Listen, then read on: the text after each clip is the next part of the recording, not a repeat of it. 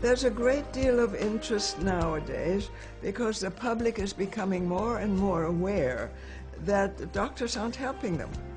They're using drugs and chemicals and poisons and radiation, and it doesn't heal anything. The public is more and more hungry to learn and understand what they can do to help themselves. And there are a lot of DVDs, there's a lot of information on Gerson therapy, which gives them that capability. And it's extremely important, and the public is demanding it, is dragging it and tearing it out of our hands.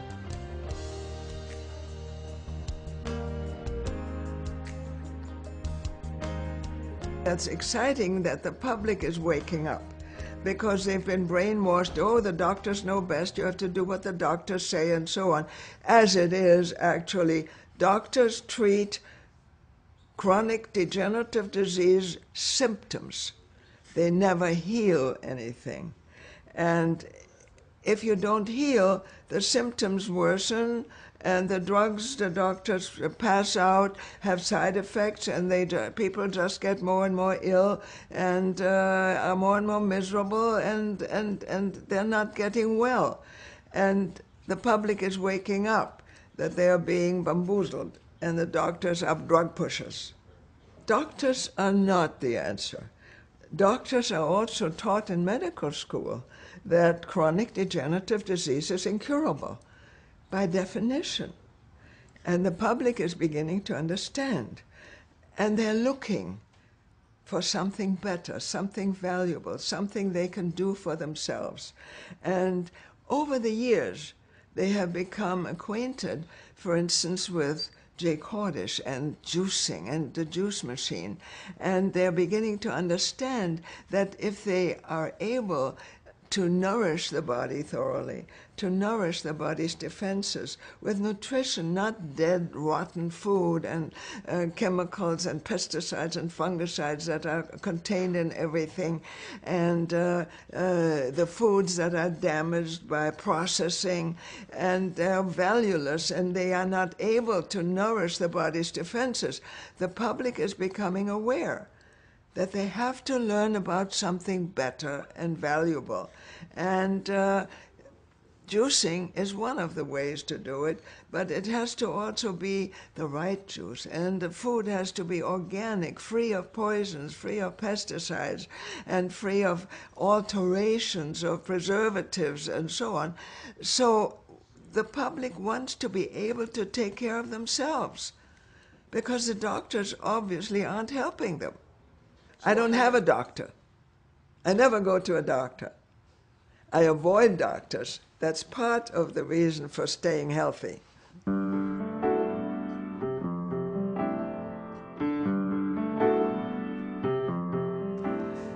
The body has what Dr. Gerson called a natural healing mechanism.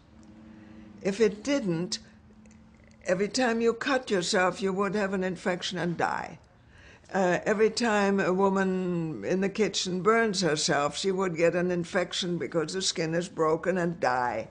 If you ever have, like a kid is active and falls and breaks a bone, and that kid would never have perfect normal function again.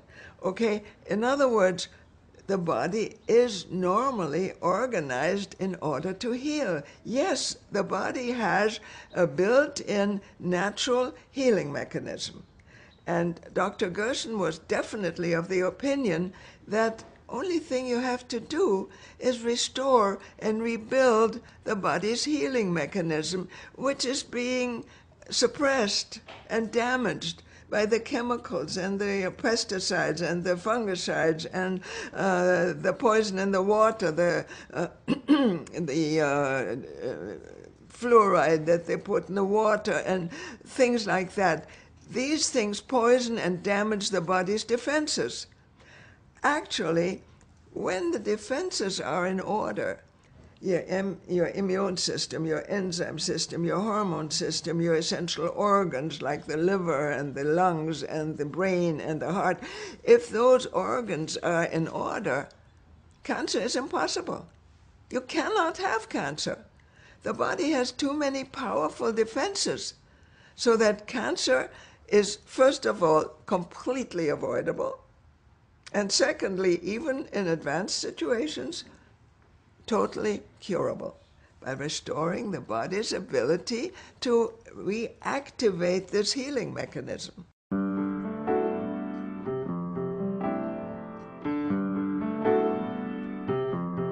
We see the capability of the body of restoring its healing mechanism by using the right foods. Like if you have a beautiful car, a Maserati, really fancy car, you wouldn't put sugar water in the tank. Essentially, that's how we treat our bodies. We have this wonderful mechanism, very complex and very complete, and really working with all the organ systems together to keep us well. But we treat it like it's a piece of garbage. We put nothing but garbage in it. And that's not going to maintain the body's capability of healing. So we see, yes, we get virtually exclusively terminally ill patients at the Gerson Hospital in Mexico, simply because these people, when they first have a problem, they have a lump or a bump, or they're bleeding, or they have a pain, or they see something that worries them, they go to their regular doctor. And the doctor starts with cutting things out and biopsying and then recommending chemotherapy, which has never healed anything. Chemotherapy does not restore the body's ability to heal. It poisons it further. It weakens the immune system. Okay, but they make huge money on it. And the pharmaceutical companies pay doctors to prescribe chemotherapy. That was even written up in the Journal of the American Medical Association. So the public is waking up to this capability of the body to heal itself by giving it the right nutrients. And that's what Dr. Gerson has developed to a fine art, science. It works. And we see even terminally ill patients, not just with cancer or heart disease or diabetes or obesity or arthritis or rheumatoid arthritis or ulcerative colitis. You could mention 1,500 chronic diseases. The body is capable of healing. All you have to do is restore and nourish those healing mechanisms.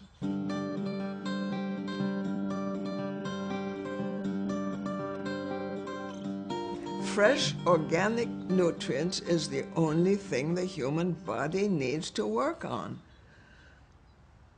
The human body is designed not to work on white pasta, which is white flour, it's as good as white sugar. It has no vitamins, minerals, enzymes, no nutrition. And not only that, why, you know, even for people who eat vegetables or eat vegetarian, if it's damaged with toxins, with pesticides and fungicides, and if it's processed and you pour salad dressing on it, loaded with chemicals and with salt and with flavor enhancers and with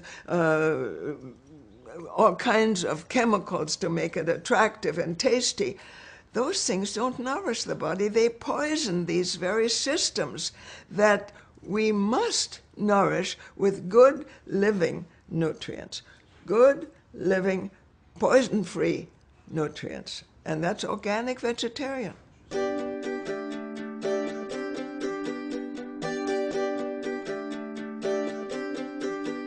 That's exactly what I eat. I eat fresh foods, organic foods exclusively. I eat vegetarian exclusively.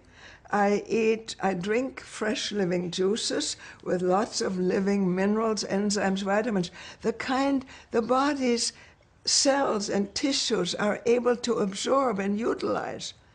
You know, I have seen people eating white pasta and canned tomato sauce. Well, that's vegetarian.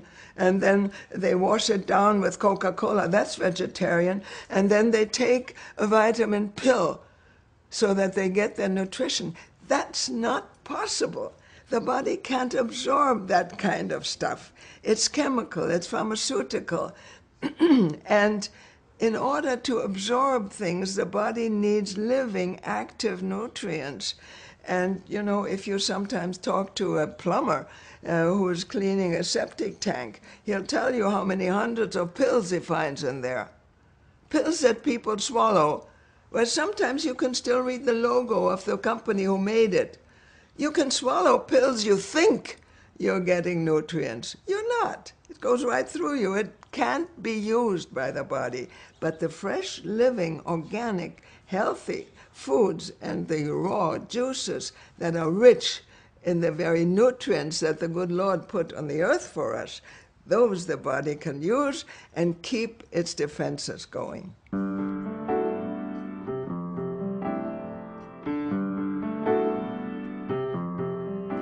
My son, Howard Strauss, has written a very important biography which gives all the details. It was interesting that my father went through medical school just like all other medical students, but there was one difference. He had very severe migraine headaches, inherited from his mother. And the migraine headaches, by the time he was through with residency, internship and residence, he had migraines so frequently, 2 and 3 days a week, where he was lying in a darkened room and his eyes and his half head was hurting and he couldn't stand light and things like that. And he had migraines. And he asked his teachers and professors and doctors and said, what am I going to do? And they said, well, just read up. It's incurable. By the time you're 55, you'll feel better. But I'm 25. I can't live this way. I don't want to live. So the doctors would tell him, well, learn how to deal with it. He said, no, I can't do that. And he set out to see what he could do to find help for himself. And he searched for a long time. And he went to other doctors and teachers and professors and universities, and he subscribed to all kinds of medical journals and even foreign ones. He had them translated and things like that. And it took a long time. But one day he ran across an article in a little obscure foreign journal where a woman was describing, or the doctor was describing a patient, this woman, who had migraine headaches and changed her diet. Diet? You never heard anything about diet in medical school. This was before World War I. Diet? Never heard anything about diet. But he thought, well, I've searched and searched, I might as well try it. He finally figured out that our physical ancestors, we've got to be careful here because we don't want to step on religious toes, they use vegetarian foods. So he decided to try that. And since he lived in Germany, apples were always available. So he started with nothing but apples. And when he ate fresh apples, raw apples, grated apples, applesauce, and things like that, and drank apple juice, he was free of migraines. And then he slowly started to add things after another, one after another. And he found that if he added something that his body couldn't handle, he could have a migraine in 20 minutes. But as long as he stayed with the vegetarian foods, he was fine. He started also to eat cooked foods, and he had a problem because with cooked foods, people would add salt. And he found out that he couldn't handle salt, that it caused him a new outbreak of migraines. And so on. Little by little, he developed what he called his migraine diet. He was still thinking the medical way as he had been taught. For each disease, there's a cure or a treatment, okay? So he thought that when he was using one thing that would cure his migraines, that would be helpful and curative for other people's migraines. Never thought of any other disease. So when he settled down to his own practice in a city where I was eventually born by the name of Bielefeld in Westphalia, northwest Germany, he treated people who came to him with migraine headaches and said, look, migraines are supposedly incurable. I had migraines, I'm doing this. Why don't you try it? He never promised them a cure or anything. But he said, it helped me, why don't you try it?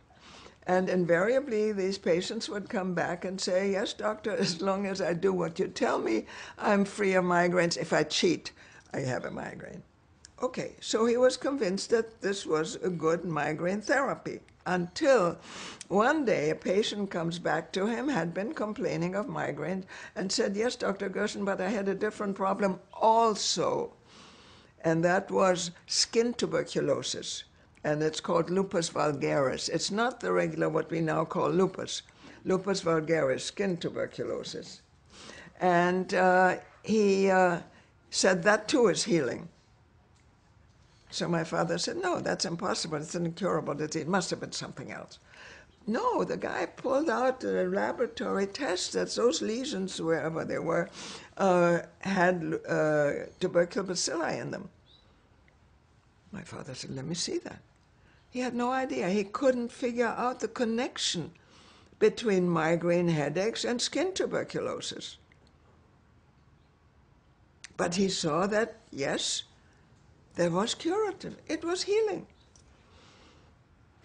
So he said, look, my shingle reads internal and nerve diseases. I don't see skin problems. Do you know others who have that problem? It's relatively rare. Sure, he said, where was in the hospital? Well, my father said, look, send me some of those patients. I'll treat them free of charge. I just want to know. He was a true experimenter and healer. When he saw something valuable, he wanted to use it also for others. So he started to treat skin tuberculosis, and sure enough, it healed. This came to the ears of the tuberculosis specialist Sauerbruck in southern Germany, in Munich. And he was treating lung tuberculosis. He was quite famous worldwide. And he was a big professor. And he wanted to see Gerson. Gerson was just a little town doctor, you know. So he actually asked Gerson to come. Those days you didn't fly. This was in the early 20s. It was an 8-hour train ride. Okay, so my father went there and they discussed it. And Sauerbruck said, okay, I'll run a test. I'll take some of the most seriously ill lupus patients, lupus vulgaris, skin tuberculosis, and if only one of them can be arrested, he wasn't even talking any further, only one of them can be arrested, I'll believe everything you say. So he took 450 advanced skin tuberculosis patients and fed them the Gerson food, the Gerson therapy. 446 recovered. Didn't just get improvement or stop, recovered. So he published this. He was the big professor. My father's name was sort of on the bottom. Anyway, my father didn't care. He didn't want glory, but he figured if skin tuberculosis can be healed with this migraine diet, why not other forms of TB? And a lot of young people had the so-called galloping tuberculosis and were dying. People, kids between the ages of 18 and 22, there was a lot of death. And so my father started to treat some of those. And sure enough, they too recovered. And he was called to Berlin, to the big, hospital and so on. He only accepted patients that were certified uninfluenceable, because he was always told, oh, well, they're early cases, they would have healed anyway. Not true, but the doctors always thought of excuses, okay? So he only took cases that were certified incurable. And sure enough, they got well, but that is the time when he found out that these patients often had other problems. Some had arthritis, some had asthma, some had allergies, some had high blood pressure, some had kidney problems, and so on. And all these problems disappeared along with the lung tuberculosis. And that's when he realized that he was no longer treating a disease. He was helping all the body's systems to reactivate their healing mechanisms so that everything was healing. That's when he really parted company with Orthodox medicine. And of course started to heal chronic diseases. You name it, it's curable. Orthodox medicine claims that chronic degenerative disease is incurable by definition. We have been curing it in Mexico with the Gerson therapy for 35, 40 years now. And he cured it for 35, 40 years in New York in his practice.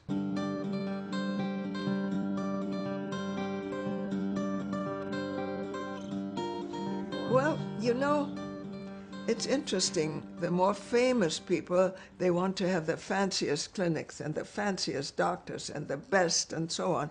And generally, they don't come for the Gerson therapy, a little Mexican clinic that's hiding, you know, stuff like that.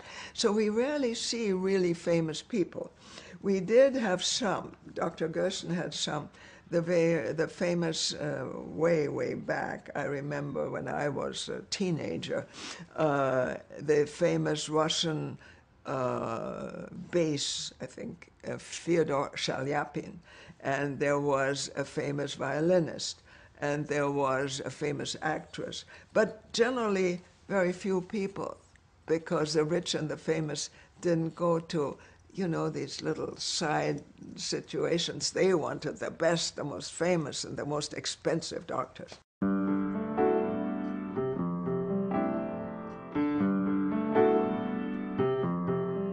J. Cordish, the famous juice man with the bushy eyebrows, did a very good job by promoting his juice machine. It's vastly superior to anything kids might be drinking, like sodas or the sugared juice drinks and things like that. It's vastly superior, and it does contain nutrients, vitamins, minerals, and it's very valuable because it was spread all over the United States, and the public became very much aware of the importance of juicing. Jay himself was apparently a patient of my father's when my father was practicing in New York. Jay had, at the time, he had bladder cancer. He was in his middle 20s. He was young married, he had a young wife, and I think already 1 or 2 children, and he was distraught, and he had no money. And, you know, my father really wasn't interested in money. If people had no money, he didn't care. He had a patient who was nervous, and he said, my father noticed he was nervous. He said, "What's the matter?" He says, "I don't have enough money to get back home." He needed to get back home with his wife to Ohio, where he left from New York. So my father gave him money. He didn't care. He would give patients money and not collect. He didn't care at all. He didn't care for money. He wanted the knowledge, the experience, the healing. He wanted to see people get well. He was a true healer and a scientist. He worked on the background. He wanted to know what's causing it and so on. And he found out.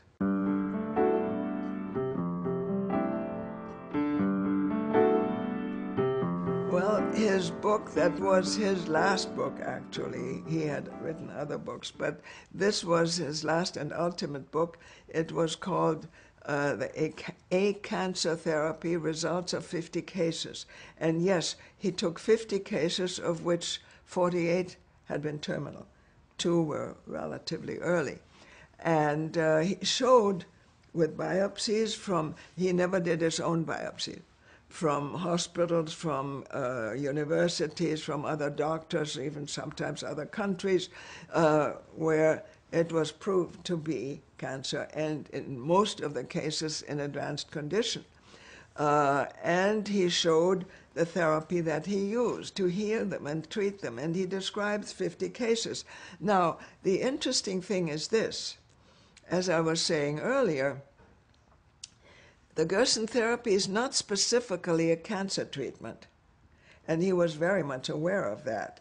And the reason why he called this book A Cancer Therapy is because in his mind, cancer was the ultimate damage to the human body, the ultimate deterioration of the body's defenses, the immune system, the enzyme system, the hormone system, the essential organs, and everything that comprises the body's defenses. This cancer was the ultimate defeat of those systems. And as a result, he felt if cancer is curable, the other diseases are much simpler, much easier. He even went so far as to state that in chronic degenerative diseases, the liver, the key organ in healing, the liver is responsible for every biochemical activity in the body, everything. In chronic degenerative diseases, the liver is weakened and damaged. In cancer, the liver is not only weakened and damaged, it's poisoned. And that made the difference that eventually he was able to cure advanced cancer. He started out by curing other chronic diseases. But eventually, he found, reading a lot and with other information, interesting, important information that he found that others had found out, but didn't put together. He was able to put it together and find the reason why cancer became incurable, supposedly.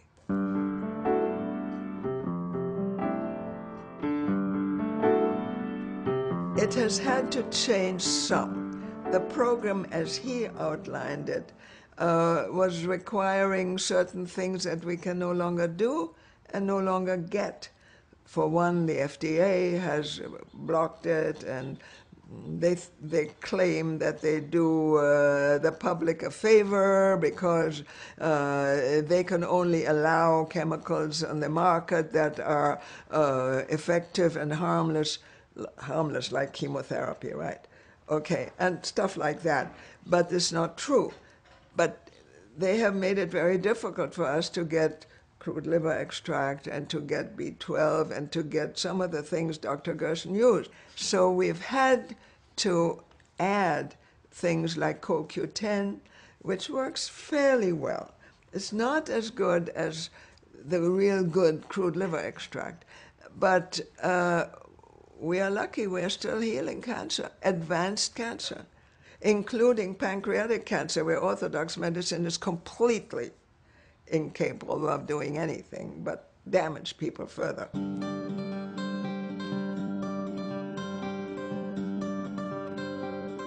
Okay, prevention would be a very good idea, almost impossible to put across. We've tried. The public, in general, is brainwashed. The doctors know best, right? Furthermore, they say, well, I've been eating this way for 20 years and I'm fine. They don't know that maybe in 23 years they developed something. But I have heard researchers show that the liver, being the key organ, has quite enormous defenses. And when those defenses are in place and the liver is functioning, you are well.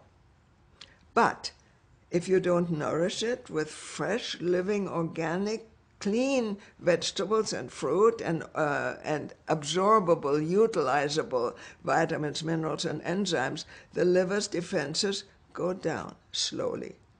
And these same researchers have found, I've heard long lectures about it, that as long as the liver has approximately 1/3 of its defenses in place, you're fine. You don't know anything about any possible damage. You can smoke and drink and eat whatever you please, and the defenses are still working. But when you go through that line, and they claim it's 1/3, so let's say 33 1/3, let's say 35%, or even 32%. I'm not going to quibble about 1 or 2%.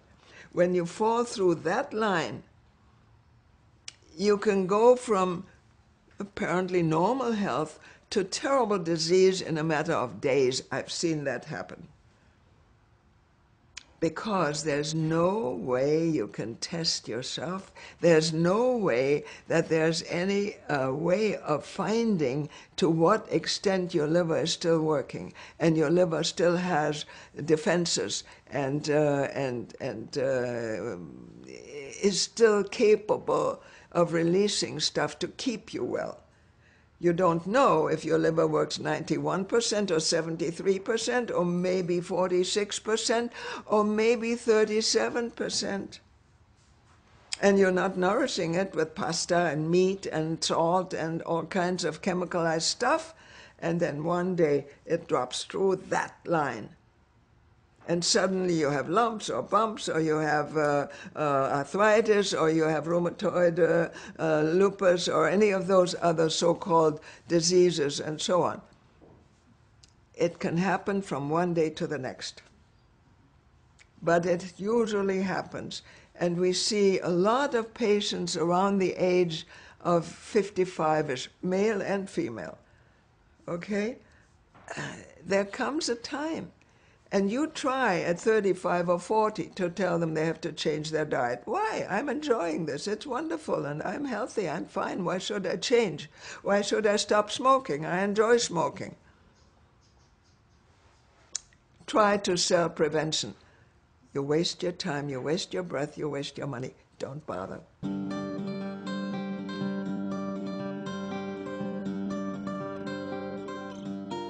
Unfortunately, I never had the pleasure of meeting Dr. Walker.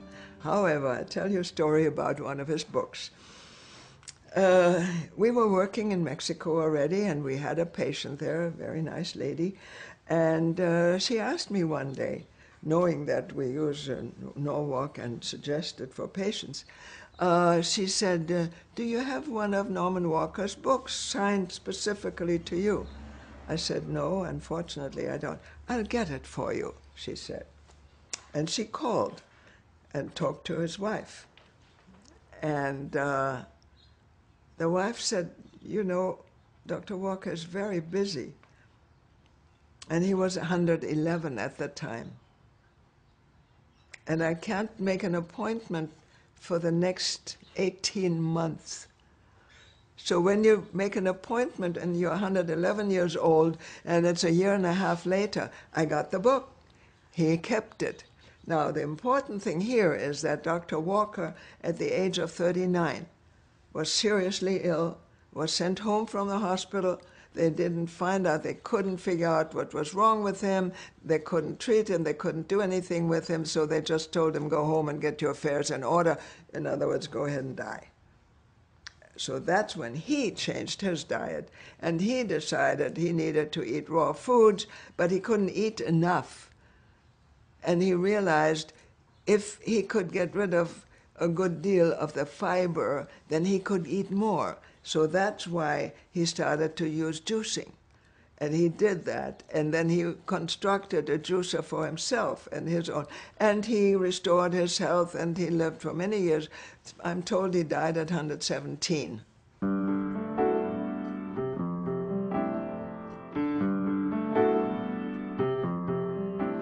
It doesn't have to be all raw food, but if you eat good, nutritious, clean, healthy food, clean being free of chemicals, free of additives, free of pesticides, free of all of the poisons that they regularly add to it, and free of being GMO and all that kind of stuff. Just good, organic, nutritious foods. I believe, yes, that one can live quite healthy till somewhere 110, between 110 and 120. The people in the Himalayas, what are they called up there? Anyway, Howard will fill you in on that. They usually are still working and active into their high teens, 110 teens, and one day they sit down, they eat dinner, they're tired, and they say goodnight and goodbye to everybody. They lie down to sleep and they don't wake up. They know exactly when they're going to die, but not of disease.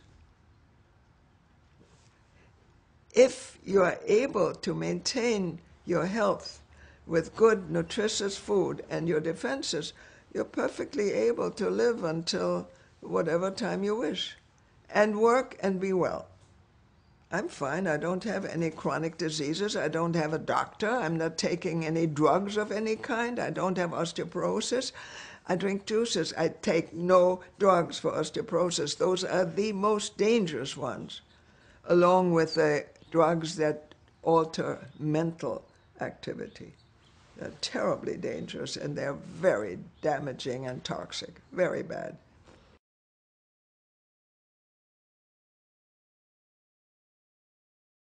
Dr. Gerson had essentially four different kinds of juice. We have one fresh, pressed, organic orange juice for breakfast, just one. And people think that's the only juice that's vitamin C. That's not true. The other juices we serve have more vitamin C than the orange juice. It's just an accommodation. We use a juice made of greens, of lettuce greens and a little chard and a little green pepper and a little red cabbage, and all put together with an apple. The apple has pectin in it and makes it highly digestible. That's a second juice. The third juice, and a lot of that is being served, is apple and carrot mixed. Apparently, Dr. Gerson, together with one of the most famous biochemists that he was working with, who had fled Czechoslovakia with Hitler and all that going on, together they found that the acid of the apples, when you grind them together in the Norwalk with the carrots, the acid of the apples apparently influences the ground up carrots to release minerals. So with the apples combination, you get the best release of minerals, which is upward of 50%. You never get 100% minerals extraction.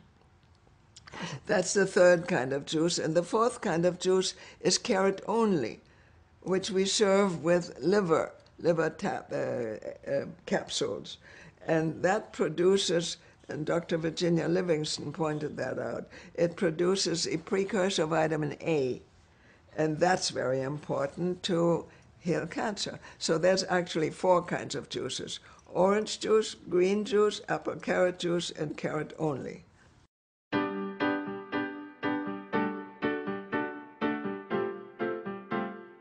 All of them. All of them. Some of everything. When I'm home, I get somewhere around 5 juices a day. When I'm at the hospital, they serve me every hour, same as the hospital, as the patients.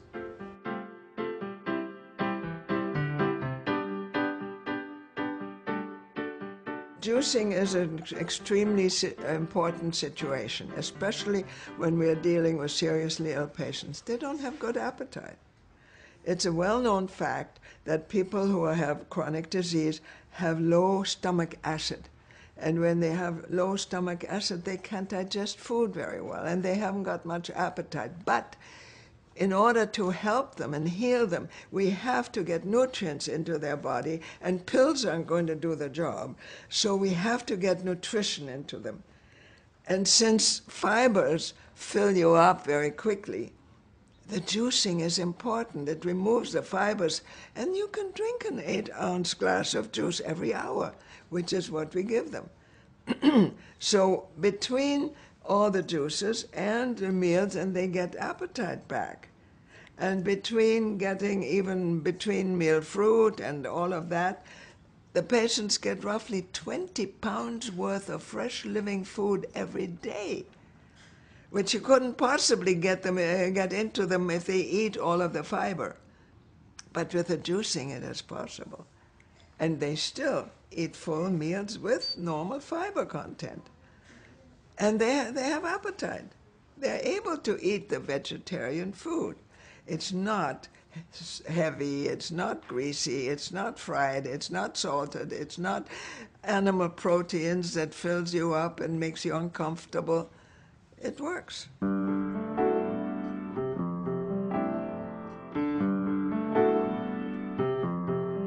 It's not juice. It's just ground up carrots with all the fiber, and ask them if they can drink 20 pounds of it. Blenders don't make juice. They grind up foods to make them, you can more easily swallow them, you don't have to chew them. But you're getting all the fiber, and therefore you have a very limited capacity. That's foolishness. That's why Dr. Gerson said, no, we need to use juices so that you have a much increased capacity and can get much more nutrition into this very sick, damaged, weakened body.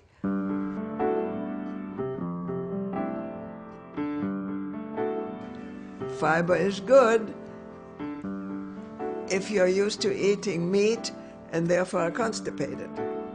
It's better to have fiber. But if you are seriously deficient in nutrients and you need to restore the body's capability and availability of nutrition, you want to use juice, not fiber.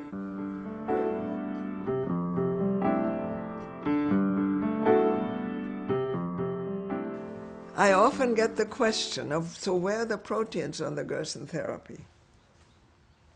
I'm frankly a little bit tired of the question. We're trying to teach people. And I often answer with a counter question.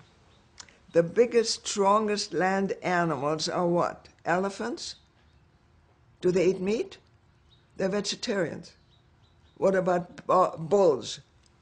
They're vegetarians. What about the 800-pound gorillas? They're vegetarians. And very often the vegetarian animals are bigger, healthier, and stronger than the meat eaters.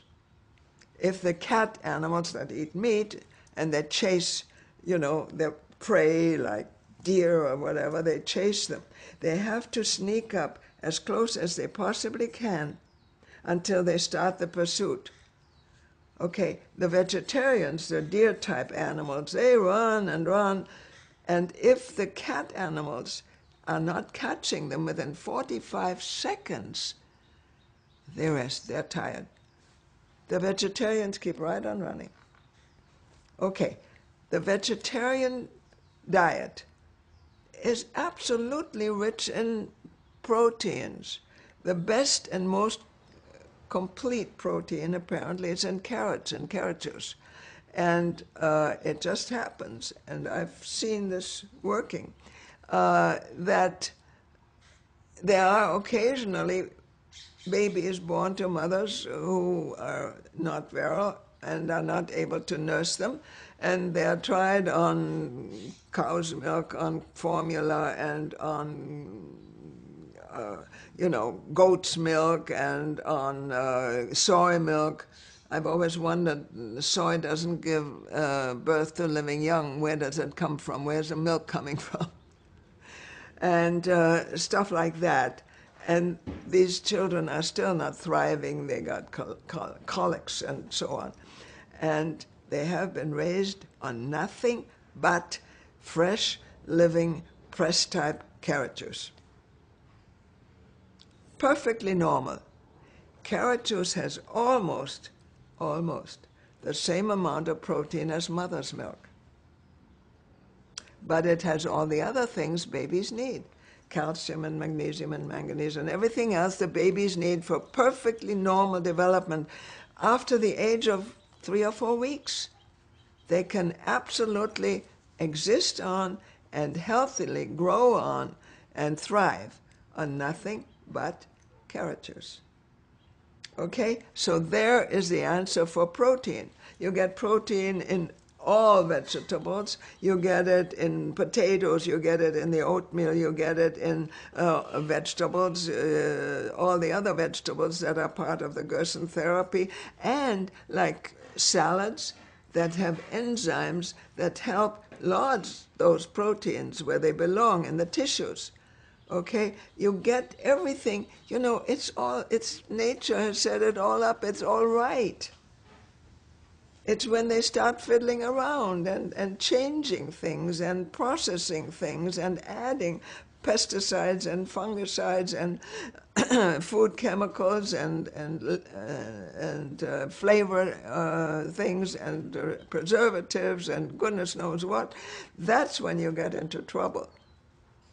And eating proteins, and when a doctor tells a patient, you need to get more proteins, the only thing the public thinks of when it thinks of protein is animal proteins.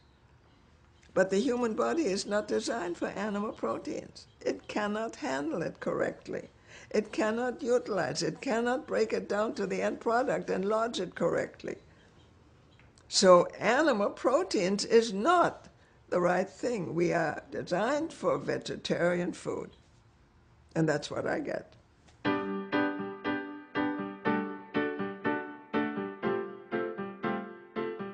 Obesity is artificially created quite easily. Two researchers found one day that when you give it early enough, young enough animals, the MSG, monosodium glutamate, kills a certain part of the brain. I don't know where it's located, but it kills a certain part of the brain. That part of the brain tells you, you're full, you don't need any more food, you don't want to eat anymore.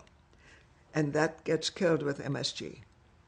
So they give it to very young people, they give it to children, they put it in all the foods, and people no longer know when to stop eating. And they eat, and since they're not getting nutrition, the body is actually hungry for nutrients. And they eat and eat, but they don't eat anything nutritious and get bigger and heavier and fatter. And that's when they develop high blood pressure and diabetes and some of the other problems. When you don't do that, when you eat good, normal, healthy foods and no MSG, and MSG is now being put into virtually everything you buy on the shelves in the grocery store. And it's in everything in restaurants. Because the restaurant people also know that it's addictive. And people come back for it. And people order more food. And they make more money. Well, that's wonderful. But it's not wonderful for your health, and it causes this enormous obesity and therefore high blood pressure and diabetes and so on. And then they say that diabetes is incurable. That's garbage. Just stop eating this junk. It's not true. We have seen type 2 diabetes. Now, type 1 diabetes is a completely different disease. But type 2 diabetes, we have seen completely disappear in a matter of 5 to 8 days. Completely disappear. Because the body is producing insulin. But it's not getting into the cell, the insulin receptors, because those are blocked by, guess what? Cholesterol. By fat in meat, by fat in deep fried, by fat in butter, by fat in yolk of eggs, on and on and on. Cholesterol. Stop the cholesterol and you stop the diabetes. It's so simple. It's so ridiculous.